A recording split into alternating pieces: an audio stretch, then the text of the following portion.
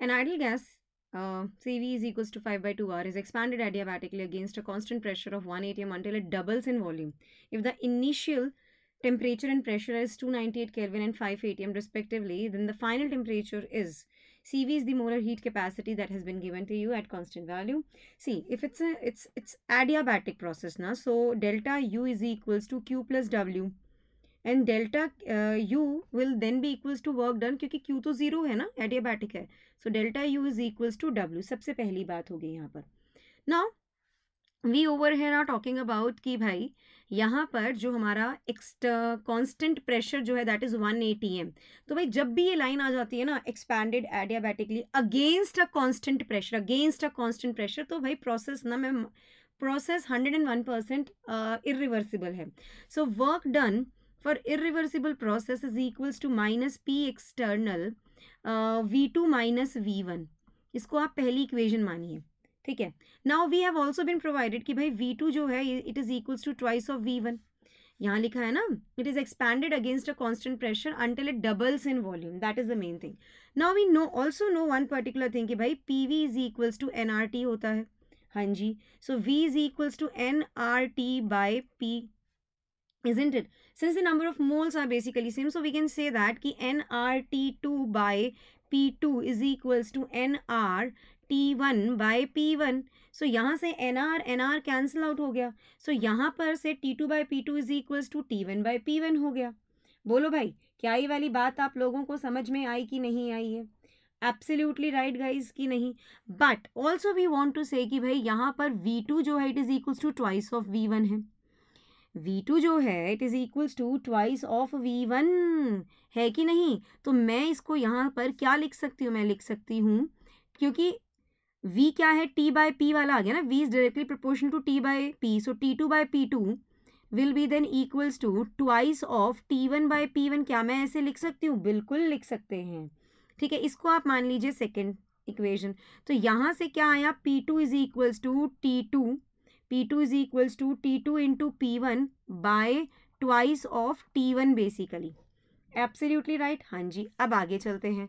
हमें पता है कि W is equals to delta U. अभी हमने लिखा था ना delta U is equals to W. Delta U को कैसे लिख सकती हूँ? NCV डेल्टा टी लिख सकती हूँ and W minus P external V2 minus V1 लिख सकती हूँ. बिल्कुल एब्सोल्युटली. तो चलो फिर यहाँ पर N की value as it is, CV की value 5 by 2R, delta T क्या है? T2 minus T1. हमें कैलकुलेट करना क्या? T2 की वैल्यू कैलकुलेट करनी है. माइनस P एक्सटर्नल 1 है. V2 को हम कैसे लिख सकते हैं? How we can write V2 को हम लिखेंगे T2 बाय P2. V1 को लिखेंगे T1 बाय P1. अभी करा तो था, जस्ट करके तो आए हैं अभी हम. ठीक है. तो यहाँ पर अब आप एक चीज़ और यहाँ पर देखेंगे कि सिंस मैं यहाँ T2 बाय P2 लिख रही हूँ, इसको लिखने से पहले अगर मैं ये लिख दूँ तो आपकी काफ़ी हद तक एक प्रॉब्लम दूर हो जाएगी. अब आप यहाँ देखेंगे it is NR T2 by P2 minus NR T1 by P1. अब NR को मैं कॉमन यहाँ से निकालूँ तो यहाँ से भी तो NR कैंसिल आउट हो जाएगा. बस now it is 5 by 2 T2 minus T1 is equals to minus T2 by P2. ठीक है. T2 बाय P2 यही तो करूँगी मैं, और तो क्या करना है मुझे? बोलो भाई, बोलो. ठीक है. हाँ जी. Minus T1 by P1. अच्छा, P2 की वैल्यू हमने कैलकुलेट कर ली थी. हाँ, वही P2 की वैल्यू आपको यहाँ लिखनी है. T2 minus T1 is equals to minus T2 by P2 की वैल्यू ये है. ये वैल्यू को वहाँ सब्सटीट्यूट करो. सो इट इज़ P2 क्या है हमारा? T2 इंटू P1 और ऊपर चला जाएगा twice of T1 then minus T1 by P1. तो आप यहाँ देखेंगे इससे कैंसिल आउट हो गया है यहाँ पर. ठीक है. Absolutely right. सो आगे यहाँ पर क्या बनेगा? Now 2 T1 by P1 minus T1 by P1. So यहाँ आएगा माइनस T1 बाय P1 आ जाएगा. Minus T1 by P1 and P1 क्या है हमारा? P1 क्या है भाई हमारा? 5 atm.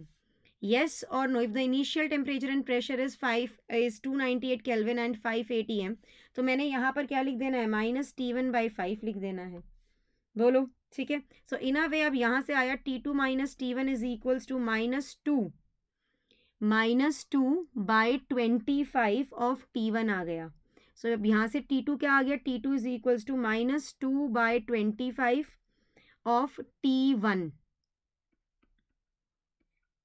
Plus T1. So it is then equals to 23/T1/25. So it is 23 into 298 Kelvin by 25. So it comes out to be 274.16 Kelvin. ये है T2 की वैल्यू, क्योंकि आपको मैं बताना चाहूँगी हमें यहाँ 298 गिवन था T1, तो वही T1 मैंने यहाँ प्लेस किया और आंसर मेरा T2 आ गया 274.16 केल्विन.